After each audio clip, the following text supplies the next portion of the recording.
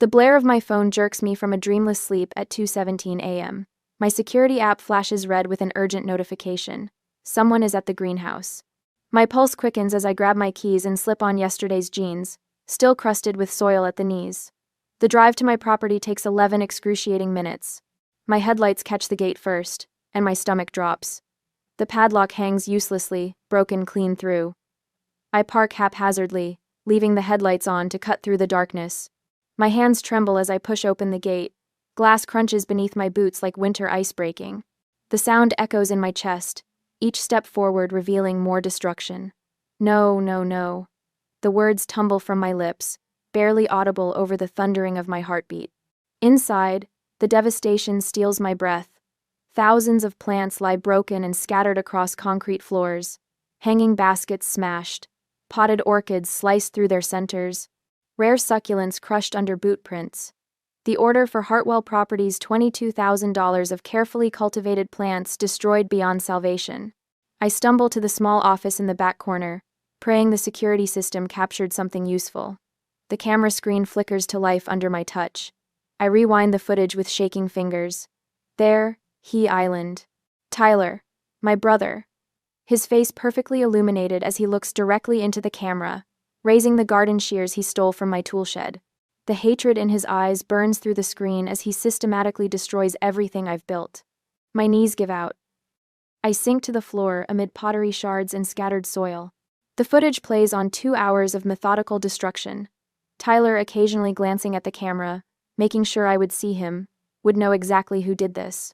1 week ago, we were all sitting around my parents' dining table. Mom passed the mashed potatoes while Dad cleared his throat in that way that always preceded an uncomfortable conversation. "Isla, honey," Mom began, her voice gentle but insistent. "Tyler is between jobs again. We were thinking your greenhouse would be the perfect place for him. You're doing so well now." I placed my fork down carefully. "I can't afford another employee right now, Mom. And Tyler doesn't have any experience with plants." Dad's laugh held no humor. "He just needs someone to give him a chance. How hard can it be to water some flowers?" I bit my tongue against the urge to explain the complexity of maintaining specific soil pH levels, temperature controls, and feeding schedules for hundreds of specialized plants. "Family has to look out for each other," Mom added, reaching for my hand across the table. Her fingers were soft, uncalloused. She had never understood the physical labor my business required. "I'm sorry," I said firmly. "It's not personal. I just need employees with experience. The Hartwell contract is too important to risk." Tyler nodded, his smile tight. "No worries, sis. I get it." But he didn't get it. The text messages started the next morning. "You always think you're better than everyone. Must be nice having Mom and Dad's favorite business. Guess family means nothing to you." I blocked his number after 3 days of escalating hostility. My parents called daily, their disappointment heavy through the phone line. I let their calls go to voicemail while I worked 16-hour days preparing the Hartwell order, the most significant contract of my career, my chance to finally pay off a substantial portion of my business loan. Last night, exhausted after transplanting the final specimens, I checked my voicemail. Tyler's voice, slurred with what I recognized as his third bourbon anger. "You'll regret choosing your stupid plants over family, Isla. Just wait." Now, surrounded by the wreckage of my livelihood, I understand the full meaning of his threat. I force myself to stand. My phone is still clutched in my hand, and I use it methodically, photographing each section of destruction. When I've documented everything, I call the police. My voice shakes but remains clear. "Yes, I'd like to report vandalism and destruction of property. I have security footage identifying the person responsible." While waiting for them to arrive, I wander back into what remains of my main greenhouse.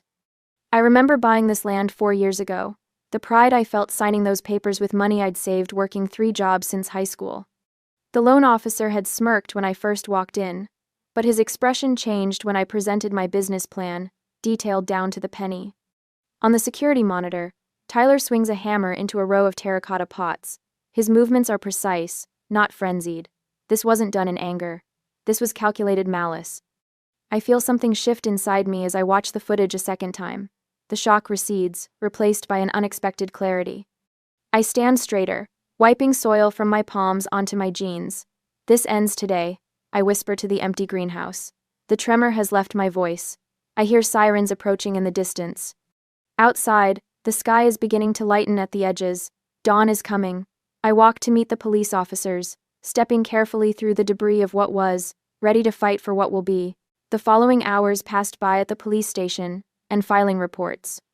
After the procedures were finally complete, I pulled into my parents' driveway at exactly noon, the police report tucked into a folder beside me.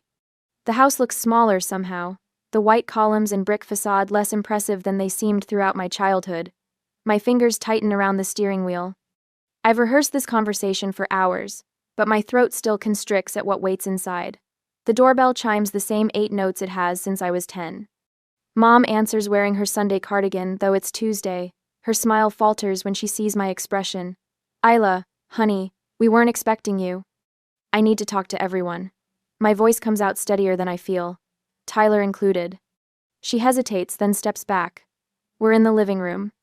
Dad sits in his leather recliner, newspaper folded precisely on his lap. Tyler sprawls on the couch, phone in hand. They both look up as I enter. Neither stands. Isla, Dad nods. What brings you by unannounced? I place the folder on the coffee table. My greenhouse was vandalized last night. Someone destroyed everything. The Hartwell order. All of it. Mom gasps. Oh my God, did you call the police? I did. I look directly at Tyler. His face remains neutral, almost bored. They have the security footage. Tyler sits up straighter. I don't know what you're talking about. The practiced confusion in his voice makes my stomach turn. I pull out my phone and connect it to their television with 2 quick taps. The screen flickers to life, showing Tyler looking directly into my security camera. In the footage, he raises garden shears toward the lens in mock salute, before turning to systematically slice through a row of potted orchids. Mom's hand flies to her mouth. Dad sits perfectly still, newspaper crinkling under his tightening grip. Tyler's expression flickers between shock and anger as his recorded self destroys my livelihood. Turn it off, Dad says finally. I pause the video but don't close it. The police have all of this. They're filing charges for criminal damage and breaking and entering. The silence stretches tight as piano wire until Mom breaks it. Surely we can handle this privately, she pleads. As a family. Dad clears his throat. Isla, I understand you're upset. The greenhouse is insured, yes? I'll cover whatever the deductible island. He reaches for the checkbook in his breast pocket. Just tell them there was a mistake. You don't want this hanging over Tyler's future. A laugh escapes me, sharp and without humor. You still don't get it, do you? This isn't about money. Then what is it about? Tyler asks, voice rising. Punishment? Revenge? Consequences, I answer. Something you've never had to face. Mom steps between us. Please, Isla, we're family. Family, I test the word. Was it family when you gave Tyler a key to my house without telling me? For emergencies, you said? Their shared glance tells me everything. How long have you had that key? Dad shifts in his chair. Since you bought the place, but that's not. 4 years. The betrayal sits heavy on my tongue. 4 years you've had access to my home without my knowledge. Tyler stands now. You're overreacting. It's just a key. Just like it's just plants? I counter. Just business? Michael called me this morning. He told me you've been telling people I owe you part of the greenhouse, that it was supposed to be a family business. Well, it should have been. Tyler steps forward. Dad helped with your loan application. Mom helped with your business name. And when I needed something, one thing you shut me out. I look down at my hands. Soil still embedded under my nails despite scrubbing them raw this morning. Mom's hands rest on the arm of Dad's chair, her manicure perfect, not a callus in sight. The contrast strikes me suddenly. These hands have built something from nothing, while they've only taken. I'm not dropping the charges, I say quietly. Dad pulls out his checkbook. Name your price, Isla. Whatever the damage costs, plus extra for your trouble. I glance at the mantle where family photos tell our story. Tyler's graduation, parents flanking him proudly, Tyler's first car, ribbon on the hood, Tyler's college acceptance. In the corner, one small frame holds my business license photo, added as an afterthought. Some things can't be bought off, Dad. My phone vibrates. A text from Lisa, my assistant. I saw Tyler arguing with you last week. Happy to give a statement if needed. Earlier, Michael had called. I saw how he talked to you at the nursery supply. That wasn't normal. Let me know if you need a witness. Even Mr. Grayson from the bank had reached out. Your business plan was solid from day one, Miss Flores. We stand behind our investment in you. The Hartwell project manager surprised me most. Take the time you need. Your integrity is why we hired you. All these connections while I worked 16-hour days building something real. Where was my family then?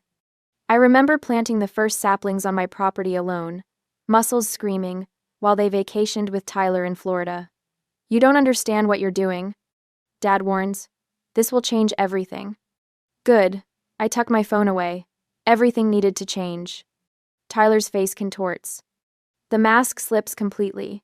You've always thought you were better than me, haven't you? Better than all of us with your precious plants and your self-made businesswoman act. Tyler, don't. Mom reaches for him, but he shrugs her off. You know what? I'm glad I did it. He's shouting now, spittle flying. You needed to be knocked down a peg. Always so high and mighty, looking down on me because I don't want to work myself to death for minimum wage. Stop it right now, Dad stands, but it's too late. What were you going to do? Call the cops? Oh, wait, you did. Tyler laughs bitterly. Always have to do the right thing, don't you, Isla? Mom turns to me, desperate. He didn't mean it. He's just upset. Even now, even with his confession echoing in the room, they shield him. I stand straighter, shoulders back. I never thought I was better than you, Tyler. I just worked harder. I gather the folder and my phone. On the coffee table sits a framed photo from last Christmas, the four of us in matching sweaters, smiling for the camera. I leave it facing down as I walk out. Behind me, I hear Mom start to cry. Dad calls my name once, then falls silent. The front door closes behind me with a quiet click that sounds like freedom. The first time I planted something that grew, I was 14. A science teacher handed out lima beans wrapped in damp paper towels. Mine sprouted first. While other kids forgot their plastic cups on windowsills, I carried mine home, checking it every hour. When that first true leaf unfurled, something inside me unfolded too. By 16, I sold potted herbs from a rickety card table in my parents' driveway. $20 profit that first weekend. I kept the cash in a coffee can labeled Greenhouse Fund, while my classmates spent allowance money at the mall. You're really going to save for 10 years? Dad laughed when I showed him the zoning requirements for agricultural business property. That's not realistic, Isla. In the kitchen, Mom patted my shoulder. It's a lovely hobby, sweetie. The next day, Tyler drove home in his graduation present a glossy red Mustang that cost more than my entire savings goal. I watched from my bedroom window as Dad handed him the keys, both beaming with identical grins. That night, I applied for my second job stocking shelves at the hardware store. For 3 years, I worked mornings at the coffee shop, afternoons at the hardware store, and weekends at the garden center. I slept 4 hours a night and took online business courses during lunch breaks. When customers complained about soil under my fingernails while I served their lattes, I smiled and apologized. Every tip went into the coffee can. The loan officer, a man with shiny cufflinks and a Harvard diploma on his wall, barely glanced at me when I first walked into his office. I was 22, wearing my only blazer and carrying a binder held together with duct tape. So you want to grow plants. He flipped through my business plan without reading it. I want to build a specialized greenhouse focusing on drought-resistant ornamentals and rare specimen plants for high-end landscaping contracts. I kept my voice steady, the words practiced in front of my bathroom mirror for months. His eyebrows lifted. Let's see your projections. 3 hours later, he approved the loan for half my requested amount. It's the best I can do for someone with no business history. Take it or leave it. I took it, knowing I'd need to build the first greenhouse myself. The land I purchased sat 10 miles outside town, 27 acres of overgrown field with poor drainage but good southern exposure. The previous owner had abandoned it after failing to develop a subdivision. I got it for 30 cents on the dollar. That first year broke me down and rebuilt me. Every morning before my shift at the coffee shop, I cleared rocks and pulled stumps. Every evening after the hardware store, I dug drainage trenches by headlight. I slept in my truck most nights, too exhausted to drive home, using a tarp as my blanket. Rain soaked me. Sun blistered my shoulders. Mosquitoes feasted on every exposed inch of skin. Tyler visited once, pulling up in his Mustang while I was laying irrigation pipes. This is what you're killing yourself for? He gestured at the muddy field, the stack of lumber, the single-frame wall I'd raised. Looks like a whole lot of nothing to me. I straightened, wiping sweat from my forehead. It's not nothing to me. Whatever. He shrugged, hands in his pockets. Mom wants you to come to dinner Sunday. Dad's golf buddy is bringing his son. She thinks you'd hit it off. But can't. I'm pouring the concrete foundation. He rolled his eyes. You know they worry about you, right? This isn't normal. This isn't. I turned back to my work without answering. He left tire marks across my newly graded driveway. The first greenhouse took shape over autumn. A landscaper named Michael stopped by one afternoon when I was struggling with the roof beams. Want a hand? He asked, already rolling up his sleeves. We worked until midnight, securing the polycarbonate panels against winter winds. Afterward, we drank lukewarm coffee sitting on upturned buckets. Most people hire contractors for this kind of work, he said. Most people have more money than determination. I flexed my blistered hands. I have plenty of the second. During winter storms, I slept on a cot inside the greenhouse, afraid the structure wouldn't hold against the wind. When pipes froze and burst, I spent 3 days replumbing the entire system. When wholesalers wouldn't extend credit to a new business, I drove 6 hours each way to buy directly from growers, cramming seedlings into every inch of my truck. The morning I signed my first landscaping contract, $8,000 for a hotel renovation, I called my parents. That's wonderful, honey. Mom said, distracted. Tyler just got a promotion at the insurance office. We're taking him to Whistler to celebrate. I'd invite you, but I know how busy you are. I hung up and stood alone in my empty office, a metal desk inside a shipping container surrounded by invoice copies and growing schedules pinned to plywood walls. Outside, thousands of plants flourished under my care. When the Hartwell contract came, $22,000 for a corporate headquarters installation, I spent every waking minute preparing. Each plant was perfectly placed, labeled, and documented. At midnight on the final day of preparation, I allowed myself a small celebration. 1 cup of coffee on my truck tailgate, watching moonlight play across rows of healthy plants. Only that night did I feel successful. Then came 2:17 a.m. and the security alert that shattered everything. The morning after Tyler destroyed my greenhouse, I stood among the wreckage as dawn broke, already making lists in my head. The insurance adjuster arrived at 9, expecting tears and confusion. Instead, I handed him a complete inventory with photographs, purchase dates, and replacement costs. Most people don't keep records this detailed, he said, surprised. I'm not most people.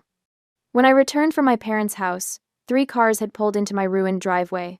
The owner of the coffee shop where I'd worked years before, a regular customer from my first plant sale. Michael, holding 2 cups of coffee and work gloves. We saw what happened on the community page, the coffee shop owner said. Thought you could use some help. They stayed until sunset, clearing debris and salvaging what plants could be saved. Michael worked silently beside me, matching my pace without conversation. My phone rang as we finished. The Hartwell project manager. I heard about what happened, she said. We can adjust our timeline if you need it. I looked across the devastation, at the small pile of salvaged plants. I appreciate that. We chose your company because of your reputation for quality and resilience. That hasn't changed. When the court date arrived 6 weeks later, I wore my work clothes clean but bearing the permanent soil stains of my profession. The courtroom smelled of furniture, polish, and anxiety. Tyler sat with our parents, all 3 dressed as if attending church. I testified without embellishment. The security footage played on the courtroom monitor, Tyler's face clearly visible as he systematically destroyed years of my work. The judge watched without expression. When it was Tyler's turn, he spoke of stress and misunderstandings, of feeling excluded from family business opportunities, of deep remorse that didn't reach his eyes. Our parents sat directly behind him, not in the neutral middle row. The judge's ruling was swift: full restitution, 200 hours of community service, a no-contact order. Tyler's face hardened as the terms were read. I walked out alone, squinting in the sudden sunlight. The greenhouse waited, already half rebuilt. Unlike the family behind me, it stood on foundations I could trust. 2 days later, the crunch of gravel under heavy boots announces the security installers arriving at 7 sharp. I'm already on my second coffee, having been awake since 4, reviewing blueprints for the rebuilt greenhouse. Sleep comes in short bursts these days. We'll start with 8 cameras, I tell the lead technician, pointing to the property diagram I've marked with red X's. Full coverage of every entrance, the parking area, and a special focus on the new greenhouse foundation. He nods appreciatively at my preparation. Most folks just tell us to make it secure and leave it at that. I manage a small smile. I'm not leaving anything to chance again. The insurance check arrived yesterday, $18,000. Not enough to replace everything, but enough to begin. I've been sleeping on a cot in my small office, guarding what remains while planning the resurrection. Every penny has been allocated in my new spreadsheet. Security first, then structural repairs, then plants in strict order of profitability. The doorbell chimes as the technicians team gets to work. A woman I recognize from the Chamber of Commerce stands at the door holding a gift basket and an envelope. Isla Flores? I'm Catherine Daniels. We've never formally met, but the business association wanted to extend our support. She gestures at the destruction still visible through the broken glass walls. We heard what happened, and we want you to know the local business community stands with you. I accept the envelope with soil-stained fingers. Inside is an invitation to join the association with first-year dues waived, along with contact information for 3 new potential clients interested in commercial landscaping. Thank you, I say, the words feeling inadequate. Your resilience has impressed a lot of people, Catherine says before leaving. Not many would be rebuilding so quickly. By noon, I'm carefully transplanting salvageable seedlings according to my prioritized recovery schedule. My phone buzzes. Mom's number. The 4th call today. I silence it without breaking rhythm, my hands moving methodically through the soil. 10 minutes later, the security technician calls from outside. Miss Flores? Your parents are at the gate asking to be let in. My fingers tighten around a small terracotta pot. Please inform them that I'm in the middle of critical work and can't be interrupted. 20 minutes pass before I hear Mom's voice, somehow inside the property. She must have followed one of the security vehicles through the gate. Isla, honey, we need to talk about healing our family. I don't look up from my work. This is private property. The business is closed for repairs. He's your brother, she says, her voice breaking. Family forgives family. Now I stand, wiping soil from my hands onto my jeans. I'll be happy to talk when Tyler completes his court-ordered restitution and community service. Until then, I have nothing to discuss. Dad steps forward from behind Mom. We've contacted Pastor Williams. He's willing to mediate a family meeting. No, I say quietly, but with absolute certainty. I've documented this visit. Please leave, or I'll have to call the officer handling my case. Their faces show the shock of unfamiliar consequences. They've never heard this tone from me before. That evening, I noticed Tyler's truck driving slowly past the property, despite the no-contact order. I photograph the vehicle and forward it to my lawyer without emotion. Each violation strengthens my case. Each documented instance builds the wall between my past and my future. Later, I find 3 new 1-star reviews online for my business, all posted within an hour. The writing style matches Mom's Bridge Club friends. I flag them as harassment without reading beyond the first lines. The next morning, Michael arrives with coffee and bagels. What started as professional landscape architecture consultations has evolved into something neither of us has named yet. The new greenhouse frame arrives next Tuesday, he says, consulting his tablet. I've confirmed with the manufacturer. I nod, allowing myself a moment to appreciate how he remembers every detail without being asked. I'm hiring 2 assistants next week, part-time to start. He looks up, surprise evident. You've never wanted employees before. I can't build this alone anymore, I admit. The words feel strange in my mouth, an acknowledgement of both limitation and expansion. And the Westridge corporate contract needs more hands than mine. The Westridge contract? When did that happen? This morning. They called after seeing that article in the Business Journal. I hadn't sought publicity, but a reporter had found the court case and turned it into a story about small business resilience. Michael grins. That's twice the size of Hartwell. I know. For the first time in weeks, I allow myself a genuine smile. I'm making the first extra loan payment on Friday. We walk the property together, discussing placement for the expanded growing areas. The old greenhouse foundation has been cleared, ready for something larger and stronger. Through the chain-link fence, I notice several members of my parents' country club watching us with uncomfortable expressions. News travels fast in this town. Your mother called me yesterday, Michael says casually. testing a support beam. I freeze. What? Asked if I'd talk some sense into you about dropping the charges. Seemed shocked when I said you were making the right decision. The familiar pressure builds behind my eyes, but I blink it away. They'll try everyone eventually. Thank you for. For what? For not needing an explanation. That evening, I receive a text from an unknown number. One of my employees from last season asking if positions are still available. Then another from a local supplier offering credit terms to help with the rebuild. I sit at my makeshift desk, surrounded by growing signs of recovery. Security cameras now monitor every approach to my property. New relationships with neighboring businesses ensure multiple eyes watching when I'm not here. The greenhouse frame scheduled for delivery. 2 new employees starting Monday. The Westridge contract signed and filed. Tyler took what I had built, but in doing so, he forced me to build something stronger. I review my planting schedule one last time before allowing myself 6 hours of sleep, the most I've scheduled since that night. Tomorrow brings another day of calculated growth, another day of boundaries maintained, another day of rebuilding not just what was, but what should be. For the first time since the destruction, I fall asleep without checking the security cameras first.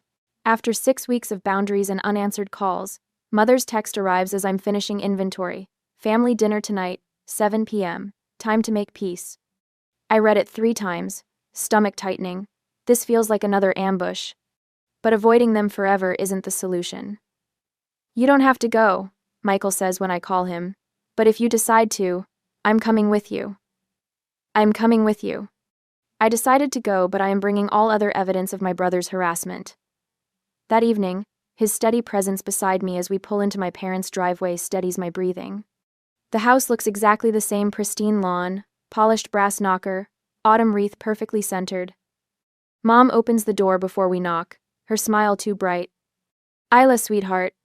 She embraces me stiffly. Her perfume, the same she's worn for 20 years, tickles my nose. And you must be Michael. So nice to finally meet you. And me say. The dining room glows with candlelight. Mother's best china gleams on the table, alongside crystal water glasses that appear only for special occasions. Dad stands by his chair, forcing a smile that doesn't reach his eyes. Good to see you, princess, he says, using my childhood nickname for the first time in a decade. Something feels off. The table is set for 5. Then I hear footsteps from the kitchen. My body tenses before my brain fully registers. Tyler. He steps into the dining room holding a casserole dish, wearing an expression of practiced humility. The restraining order explicitly states he must stay 500 feet away from me. What is this? My voice drops to a dangerous calm. Now, Isla. Mom interjects quickly. We thought it was time for everyone to talk this through like adults. Michael's hand finds the small of my back, grounding me. I notice Dad's eyes track the movement, his jaw tightening. Tyler isn't supposed to be within 500 feet of me. I say quietly, that's not my rule, it's the court's. Which is exactly what we need to discuss, Dad says, gesturing to the chairs. Sit, please. Your mother made pot roast. The audacity is breathtaking. I remain standing. We're family, Mom continues, her voice slipping into the gentle manipulation I've heard all my life. What will the neighbors think? The Flores family in court against each other. Your grandfather would be heartbroken. Dad nods solemnly. We've talked about this extensively with Tyler. He's ready to apologize properly. On cue, Tyler steps forward. Isla, I'm truly sorry for what happened. I was in a bad place, but I've been going to those anger management classes. I've changed. His words flow too smoothly, rehearsed in front of our parents' bathroom mirror, no doubt. I've heard variations of this speech since we were children, after he broke my science project, after he borrowed my car and crashed it, after each disaster that our parents helped him escape. What exactly are you hoping will happen tonight? I ask, looking between the 3 of them. Mom reaches for the bread basket. Well, we thought once Tyler apologizes, you could reconsider pressing charges. Your father can cover any remaining damages. The insurance already covered the damages. I say. The criminal record is what's hurting him, Dad explains, as if I don't understand. He's had 3 job interviews fall through because of it. I open my messenger bag and remove a folder. This is a printout of Tyler driving by my greenhouse 4 times last week, I say, placing the first page on the table. This is from yesterday. when he parked outside my house for 27 minutes. Another page. And this is a copy of the messages he sent from different numbers since his regular one was blocked. Their faces reveal everything. They knew. True amends would mean respecting the boundaries set by the court. I continue. It would mean Tyler getting a job, any job, and paying restitution himself instead of using Dad's money. It would mean actual change, not just words. Mom's hand flutters to her throat. Isla, family is above all. No, I interrupt, my voice firm but not loud. Respect is above all. Consequences are necessary. Glow. You've always been so high and mighty, Tyler snaps, the mask of contrition slipping. You think your precious plants make you better than everyone. Dad stands, reaching for his wallet. Look, I'll write a check right now. Whatever amount you want. Let's put this ugliness behind us. This isn't about money, I say. It never was. Mom looks genuinely confused. Money and appearances have always been their solution to everything. I stand straighter. When you're ready to respect my boundaries, the legal ones and the personal ones, I'll be here. But reconciliation requires changed behavior, not just words. Tyler's face contorts with rage. You self-righteous bitch. You've always thought you were too good for this family. Tyler! Mom gasps, but I notice she moves toward him, not me still protecting him even now. You see? Dad gestures wildly. This is what your stubbornness causes, if you just forgive and forget. Like you taught him to do? I ask quietly. When has Tyler ever had to truly face consequences? The truth lands like a physical blow. Mom's face crumples as decades of enabling flash before her eyes. Dad looks lost without his checkbook solution. I turn to leave, Michael a steady presence beside me. The chaos of raised voices follows us to the door. Outside, the evening is surprisingly peaceful. Stars appear in the darkening sky. I take my first deep breath since arriving, the weight lifting from my shoulders with each step toward the car. Are you okay? Michael asks as we drive away. I watch my childhood home recede in the side mirror. For the first time, it looks small. Yes, I answer, surprised to find it's true. I really am. Morning sunlight streams through the newly installed skylights, casting diamond patterns across my expanded greenhouse floor. 1 year has transformed this space from devastation to abundance. Plants of every variety stretch toward the light, orchids with arching stems, succulents forming geometric patterns, and hanging ferns creating living curtains in the corners. Miss Flores? Elaine appears at the doorway, clipboard in hand. My newest employee, hired just last month to help manage our growing client list. The Martin account paperwork is ready for your signature. I glance at my watch, 7:30 a.m., the day already humming with purpose. Thanks. I'll review it before our team meeting. I adjust the drip irrigation system for a row of specialty herbs destined for Chef Anthony's restaurant next week. In my office, a simple space I built with reclaimed wood and large windows, I pause before the framed business plan hanging beside my desk. The paper has yellowed slightly, but my handwriting remains bold and clear, detailing every aspect of the dream I refuse to abandon. The loan officer had raised his eyebrows when I first presented it, but yesterday, his congratulatory email arrived. 70% of my loan repaid ahead of schedule, refinanced at a rate that seemed impossible a year ago. My phone buzzes with a text from Michael. Dinner tonight to celebrate the refinance? I've got something special planned. The warmth spreading through my chest has nothing to do with the morning sun. What began as professional respect has grown into something I never expected to find, a relationship built on mutual admiration rather than obligation. Dr. Watts would call this progress. Our weekly therapy sessions have helped me understand the difference between family ties and family bonds. One is automatic, the other earned. Last month, I discussed Tyler without my hands shaking or voice tightening. Not forgiveness exactly, but freedom from the anger that once threatened to root in my heart like an invasive species. The greenhouse doorbell chimes. Through the glass, I recognize my mother's silver sedan. She stands uncertainly by her car, clutching a small plant in a terracotta pot. Our relationship exists in careful texts and occasional coffee meetings, now her attempts at connection respectfully observing my boundaries. Dad hasn't visited once, still waiting for an apology I won't offer for protecting what's mine. Tyler completed his court-ordered community service with performative compliance, making the motions without true change. Last week, he applied for a job at Harrison's Garden Center across town, listing extensive greenhouse experience on his resume. The owner called to verify one of many bridges Tyler didn't realize I'd built in this community. Good morning. I call to my team as they arrive for our daily huddle. Faces bright with purpose, people who chose to be here, who value what we've built together. After work, I walk the property perimeter, surveying what we've accomplished. Security cameras gleam discreetly from corners. New beds burst with color where destruction once reigned. The client whose order Tyler destroyed now places orders triple the size, impressed by how we handled adversity. Michael arrives as evening softens the light. He seems nervous, fidgeting with something in his pocket as he suggests a walk through the largest greenhouse. Beneath the arbor of climbing roses I propagated from cuttings, he kneels, question and ring offered together. Later, we host an impromptu celebration dinner with my employees and friends, the family I've chosen. Laughter echoes across tables set among flowering plants. When we raise glasses in toast, my eyes catch the newly installed sign above the main entrance, Flores Family Greenhouse. The name remains, but its meaning has transformed completely. Family is what you build, not just what you're born into. And what I've built will continue to flourish, season after season, rooted in strength rather than obligation. The wine glass trembles in my hand as I scroll through Instagram one more time. My sister's post stares back at me, mocking in its simplicity. Just family this year. 8 smiling faces gathered around my mother's antique dining table. The table I helped refinish last spring. My stomach lurches. The untouched food on my own dining table sends waves of vanilla and cinnamon through my half-decorated living room. 8 place settings, 8 chairs. 8 Christmas stockings hanging from my mantel, each one personally embroidered over the years. 8 years of hosting Christmas Eve dinner.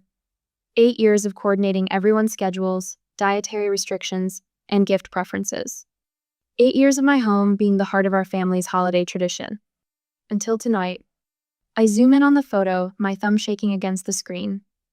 There's my mother's signature pecan pytha, one she taught me to make when I was 12, the recipe I later taught Jessica. The crystal punch bowl grandmother gave me sits center stage, filled with what can only be my cranberry wassail, even the tablecloth. My breath catches. The vintage lace tablecloth I've been searching my storage boxes for all week. Still good for Christmas Eve at your place?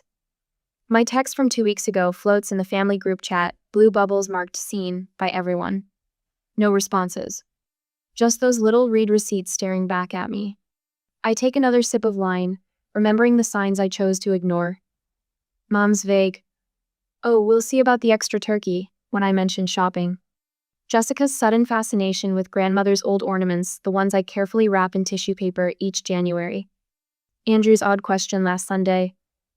"You've been hosting forever, sis. Don't you need a break?" Dad's comment about changing things up echoes in my mind. The family chat going silent when I asked about arrival times. The pieces slot together like a puzzle I never wanted to solve. My hands move on autopilot, opening my photo gallery. 8 years of Christmas Eve scroll past. Last year, Andrew's boys sprawled on my floor, wrapping paper everywhere. Jessica announcing her promotion over dessert. Mom and Dad slow dancing by the tree after everyone else had gone to bed. The phone slips from my fingers onto the couch. My feet carry me upstairs to the attic, each step heavier than the last. The boxes labeled Christmas decor in my careful handwriting sit exactly where they always do, except they're empty. Not just the tablecloth. The vintage ornaments, the punch bowl, the special serving platters. All borrowed, none returned. My thumb hovers over Mom's contact photo.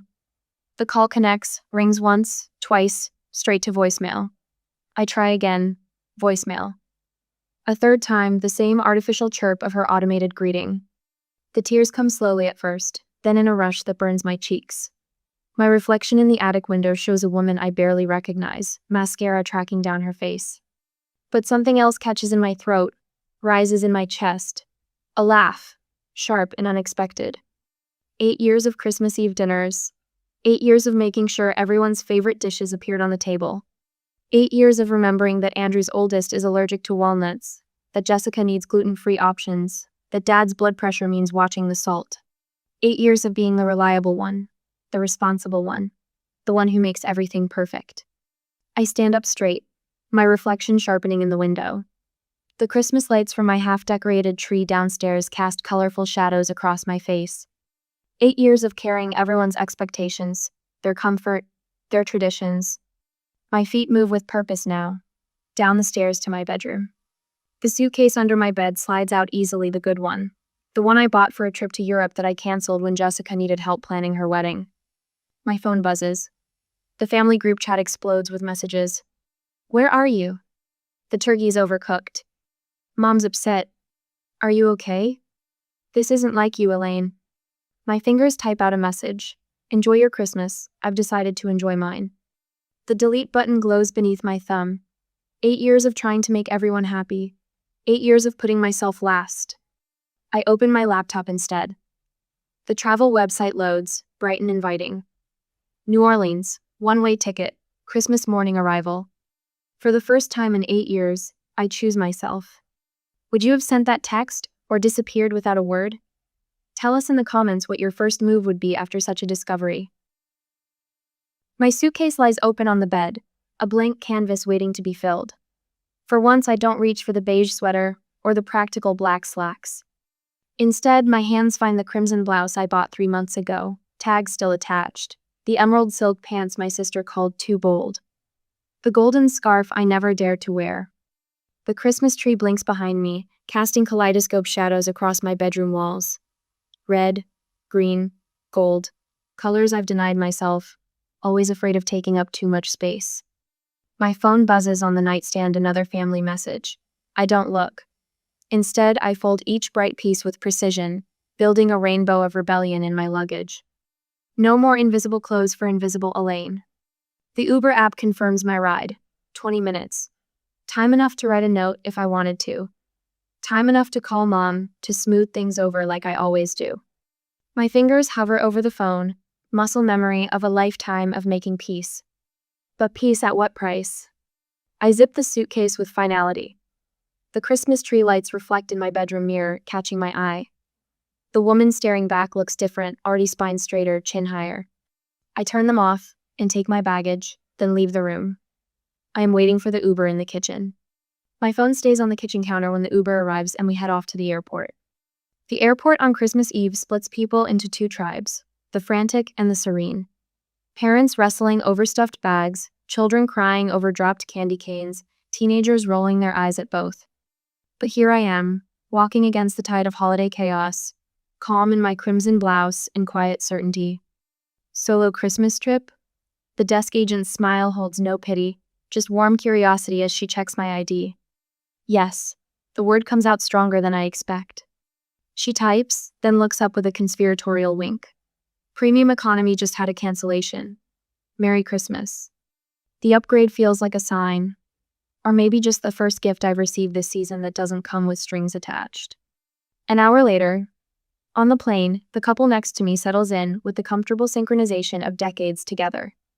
The woman, silver hair elegantly coiffed, notices my hands clenched in my lap. First time flying alone on Christmas? She pulls a flask from her purse. Bourbon? I laugh, surprising myself. Is it that obvious? My dear, I've spent enough holidays alone to recognize the look. She pours a splash into my ginger ale. But you know what? Those turned out to be some of my favorite Christmases. I'm Catherine, this is Robert. We're headed to our favorite city. Elaine. I sip the spiked ginger ale, warmth spreading through my chest, and New Orleans is new for me. Oh, you must join us for beignet tomorrow morning. Catherine pats my hand. No one should eat alone on Christmas.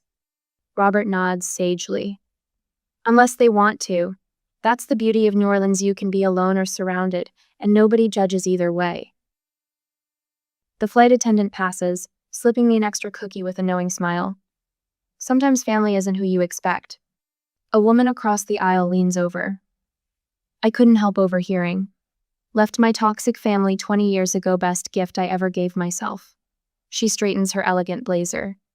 They'll either learn to value you or they won't, but you'll learn to value yourself, and that's what matters. The bourbon loosens something in my chest.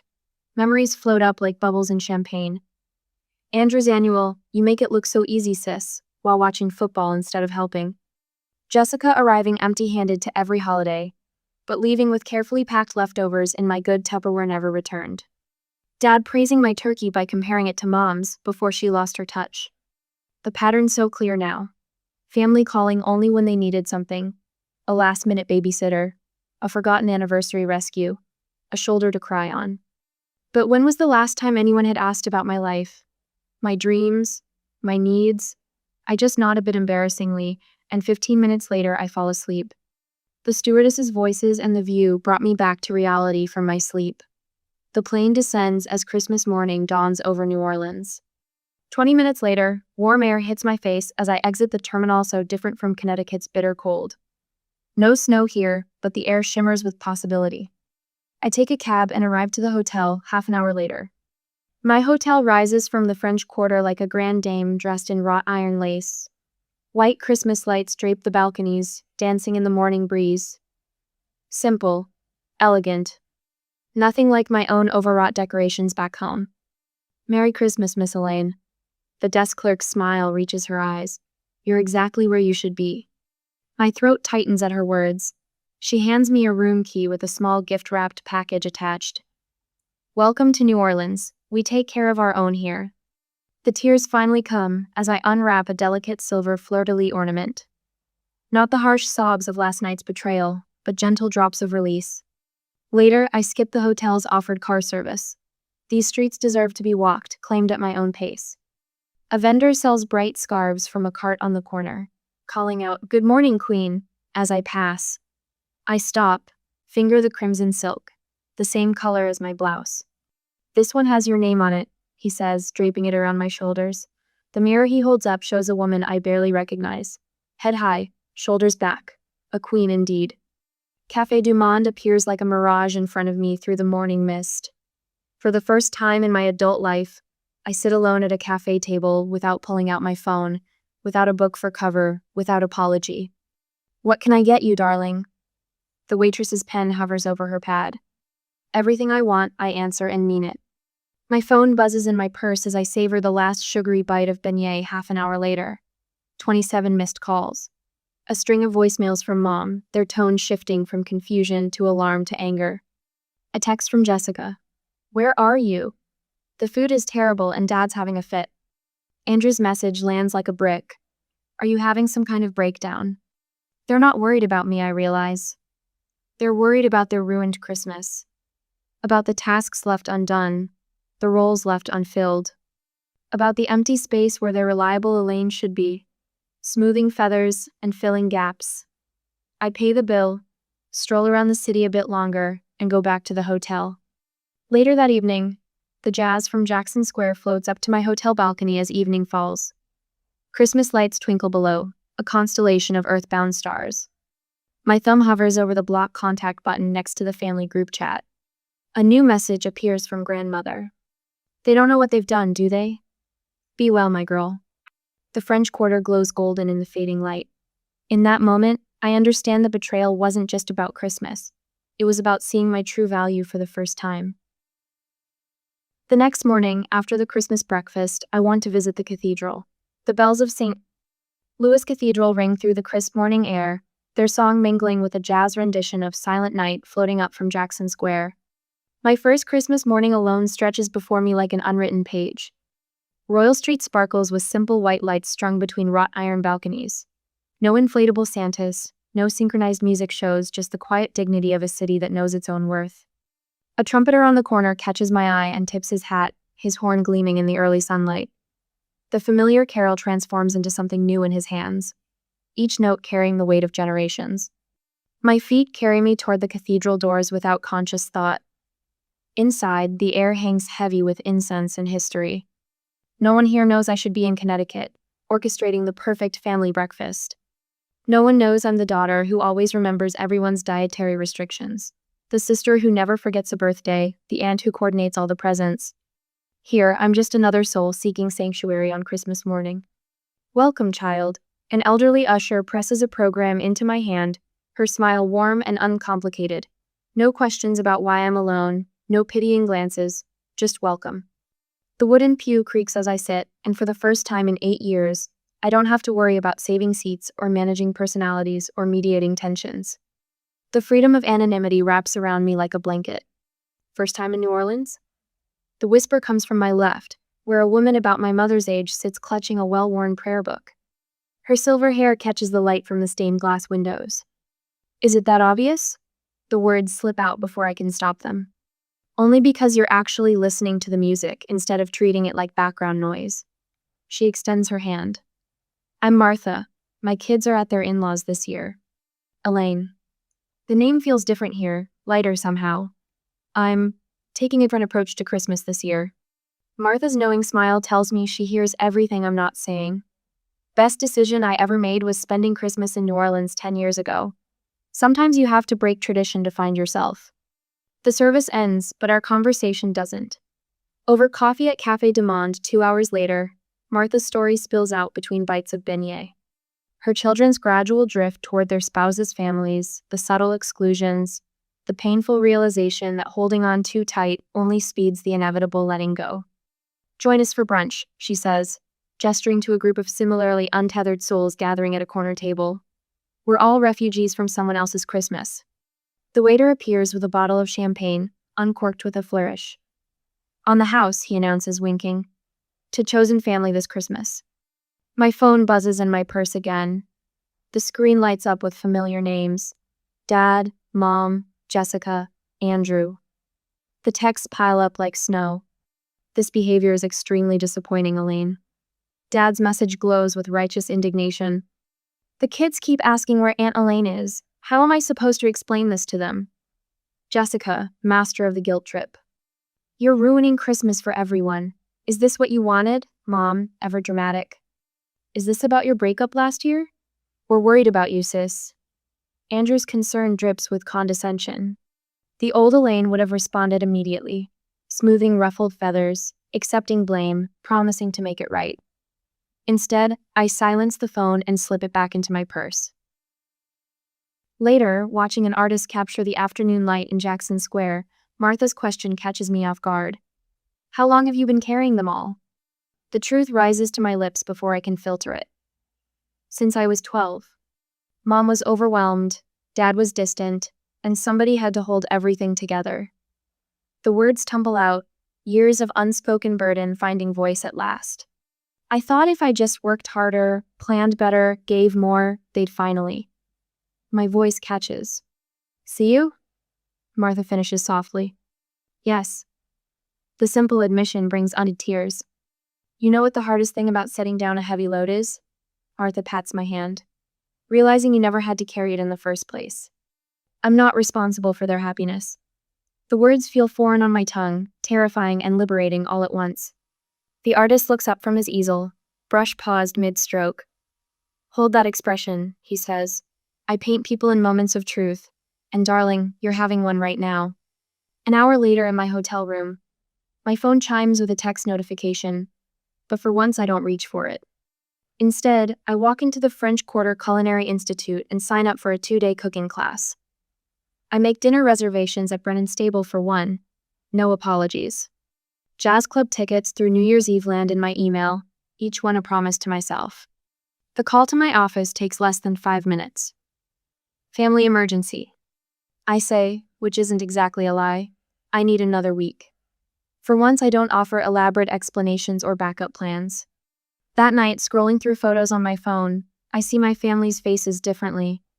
The images that once inspired guilt now feel like documentation of a pattern I'm finally breaking free from.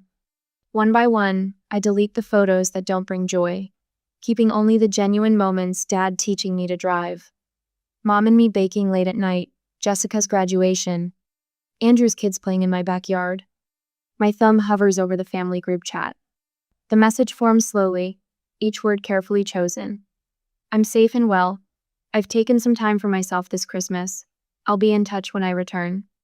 The responses flood in immediately, a cascade of demands and guilt and concern. With steady fingers, I press the mute button. Too tired to respond, I fall asleep. Morning brings a knock at my hotel room door. The desk clerk hands me a small package, overnight delivery. Inside, nestled in tissue paper, lies my grandmother's Christmas brooch, the one she wore to every holiday gathering for 40 years. The note beneath it, written in her firm hand, makes me catch my breath. I left my family for 3 whole months when I was your age. Best decision I ever made. They'll learn. Love, Grandma. I didn't expect this gift, but when she asked me where I was staying at that night, she texted me. I should have guessed. My fingers trace the delicate silver curves of the brooch, and something shifts inside me. This isn't rebellion, it's inheritance.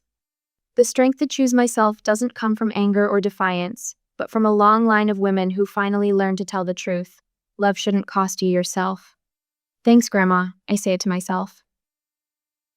The next day at the cooking class, the steam rose from the roux as I stirred, my wrist moving in the figure-8 motion Chef Antoine had demonstrated.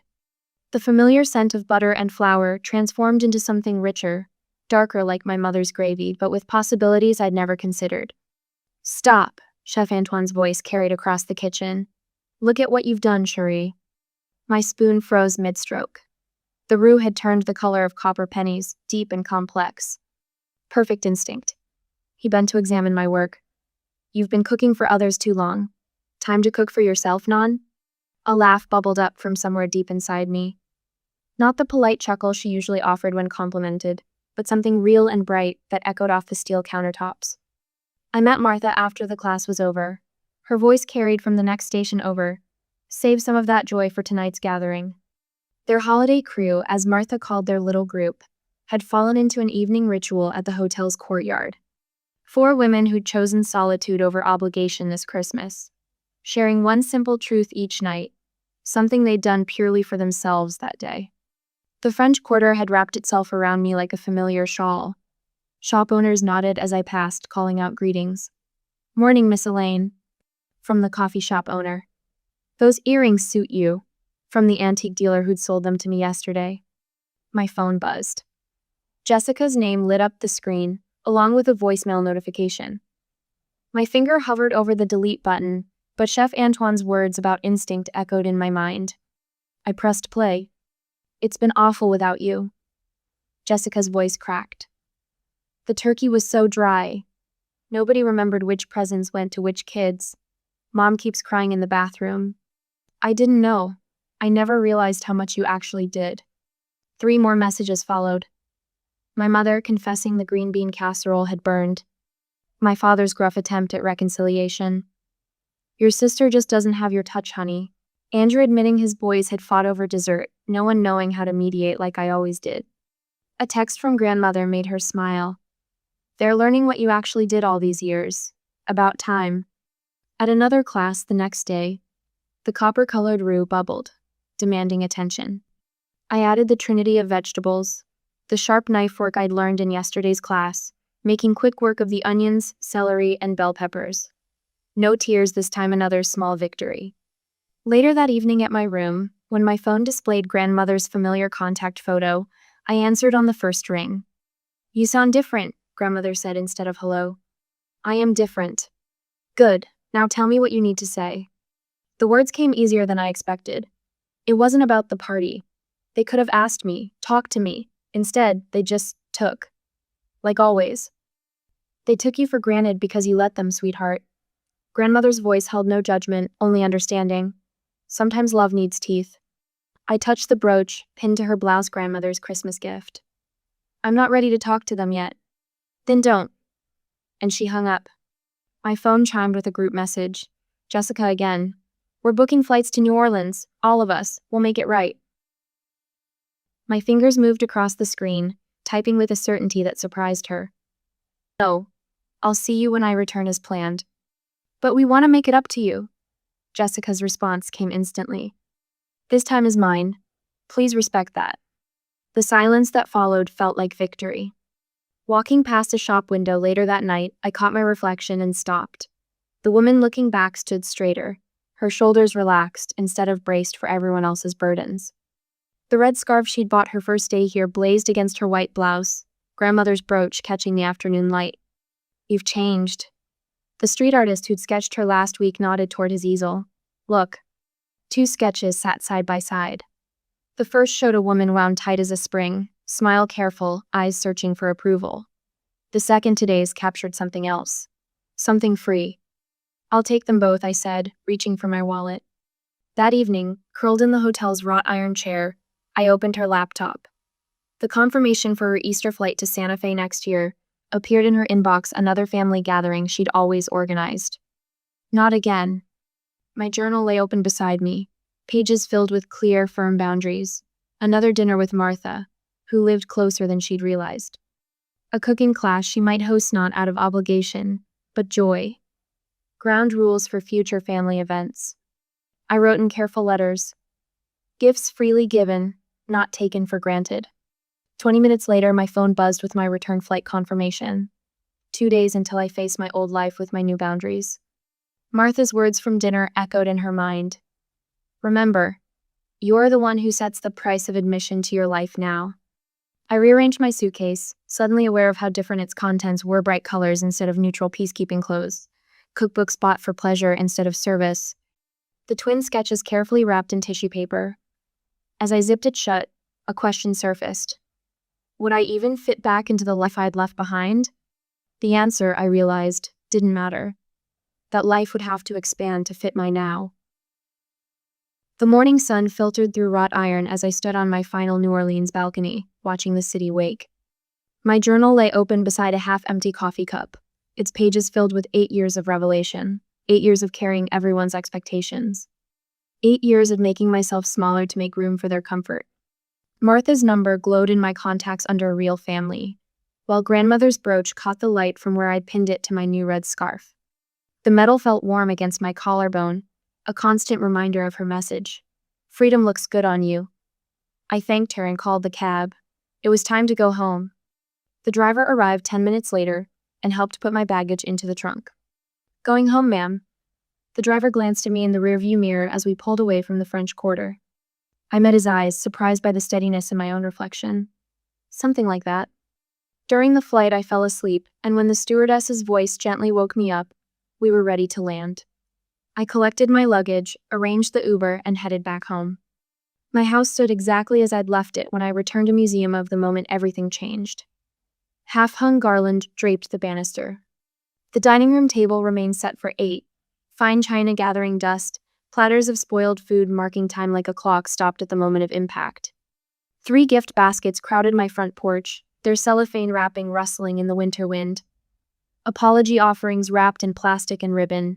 I left them where they sat. They came by every day looking for you. Mrs. Chen next door watered her winter pansies, her voice carefully neutral. Your mother cried on Tuesday.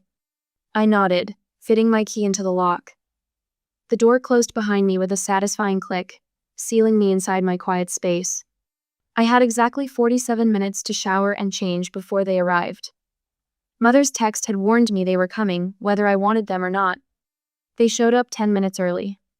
Mother clutched her famous reconciliation casserole, one she always made after major family fights, layers of pasta and cheese designed to smother hurt feelings under comfort food. Jessica's eyes were red and swollen, though I noticed her mascara remained perfectly applied. Andrew stood slightly behind them, hands shoved in his pockets, while Dad lingered by the car, as if unsure of his welcome. I opened the door wider. Come in. The words came out calmer than I expected. But I won't be serving anything. Mother's steps faltered at the dining room threshold. The abandoned holiday table stood as silent witness, each empty chair an accusation. Jessica's hand flew to her mouth. We were so worried. Jessica's voice wavered with practiced precision. Nobody knew where you'd gone. You weren't answering your phone, Andrew thought. We thought. I had some kind of breakdown? I pulled my journal from my bag, its pages dog-eared and marked with colored tabs. That's what you all assumed, wasn't it? That steady, reliable Elaine had finally cracked under the pressure none of you noticed she was carrying. Andrew cleared his throat. Look, sis, we understand you're upset, but disappearing like that, it wasn't healthy. We should talk about getting you some help. Everyone miscommunicates sometimes. Dad finally stepped inside, his shoes squeaking against the hardwood. We could have handled things better, but 8 years. I opened the journal, my finger finding the first marked page. 8 years of coordinating everyone's schedules. 8 years of remembering Andrew's boys can't have walnuts, that Jessica needs gluten-free options, that Dad's blood pressure means watching the salt. I flipped to another tab. 8 years of storing decorations, updating recipes, buying backup presents, just in case someone brought an unexpected guest. My voice remained steady as I read each notation. Years of unspoken resentment distilled into neat lists of bullet points and dates. The room grew heavier with each turned page. I don't need an apology. I closed the journal, meeting each of their eyes in turn.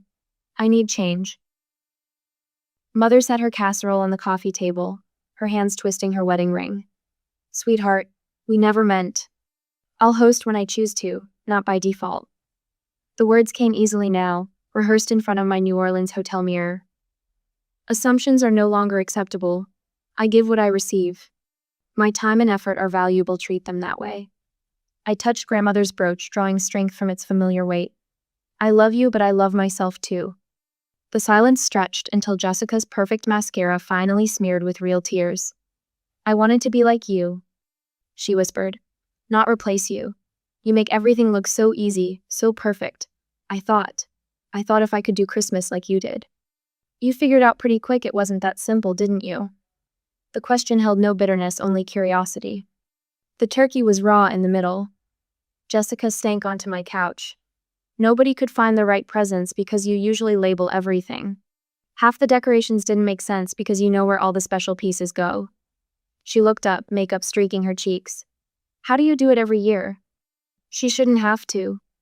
Suddenly, the voice came from my front door, where grandmother stood framed in winter sunlight. My support. The only support all this time. She winked at me, her own ancient brooch glinting at her collar. Elaine hosted for 8 years. I think the rest of you can manage the next 8. Mother's hand flew to her throat. Dad's shoes stopped squeaking. Andrew's posture shifted from concerned older brother to chastised grandson in the space of a heartbeat. I'll take next Christmas. Jessica straightened, wiping her eyes. With Elaine as my guest of honor, I'll even label the presents properly this time. We didn't know how much work it was until it fell apart. Mother's voice cracked. She reached for the casserole, then stopped herself. None of us knew. We just assumed. That's the problem, isn't it? Grandmother settled into my favorite armchair, her eyes sharp as she surveyed her gathered children and grandchildren. All that assuming. All that taking. Never thought to look at what you were using up, did you? The family that had celebrated without me now couldn't imagine celebrating without appreciating me. I touched my grandmother's brooch again, feeling its warmth spread through my fingers. The next gathering would be different. They would be different. Or they wouldn't be gathering at all. I set my boundaries, they respected them, slowly adjusting to my new conditions. Things were much better after a year. A year later, the smell of roasting turkey wafts through Elaine's kitchen. But for once, she isn't the one checking the oven. Her mother and Jessica work in tandem at the counter, their matching aprons spotted with cranberry sauce. Through the doorway, Andrew's voice rings out from the living room, where he leads his kids in a rousing game of charades instead of watching football on the couch. Elaine lifts her wine glass and catches her reflection in the window. The woman staring back wears grandmother's brooch on a jewel-toned blusino, more hiding in beige and gray. A year ago, she sat alone in the same spot, scrolling through Betrayal on her phone. Now her father walks past carrying a tray of glasses, his sleeves rolled up, actually serving instead of being served. Don't even think about helping, she imagines Martha calls from her perch at the kitchen island. Her presence feels right here, even though she's not, like she's always belonged. You've done enough hosting for one lifetime. Jessica looks up from the sweet potatoes, her hands coated in brown sugar and butter. I still can't believe how you spice these. The recipe you brought back from that New Orleans cooking class changed everything. Speaking of New Orleans, their mother pauses in her gravy stirring. I was hoping you might teach me those beignets you learned. The ones you made last month were better than mine ever turned out. Elaine takes a slow sip of wine, savoring the request. A year ago, her mother would have bristled at any suggestion that someone else's cooking could surpass her own. I'd love to show you. Maybe next month? The front door chimes and her father's voice carries through the house. Ruth's here. Grandmother sweeps in, elegant as always in her winter white wool coat. Her eyes find Elaine immediately, approval warming her face. Now this is how Christmas should look, she says, taking in the scene. Everyone pulling their weight for once. Andrew emerges from the living room, his youngest perched on his shoulders. Toast time. He raises his glass. To Elaine, who taught us how to appreciate each other even if we needed a wake-up call to learn the lesson. Heat pricks behind Elaine's eyes. She watches her family gather, really seeing them. Jessica, who once competed for attention, now asks real questions about Elaine's experiences. Their mother, who taught her that women should give until empty, whispers close to her ear during dessert. I raised you to give too much. I'm sorry. The walls of her home hold different memories now. Not just of her carrying every burden, but of shared laughter, genuine connection, and the sweet relief of being seen. Elaine slips onto her front porch during coffee, pulling her phone from her pocket. The winter air nips at her cheeks as she types a quick message to Martha. They finally understand the price of admission.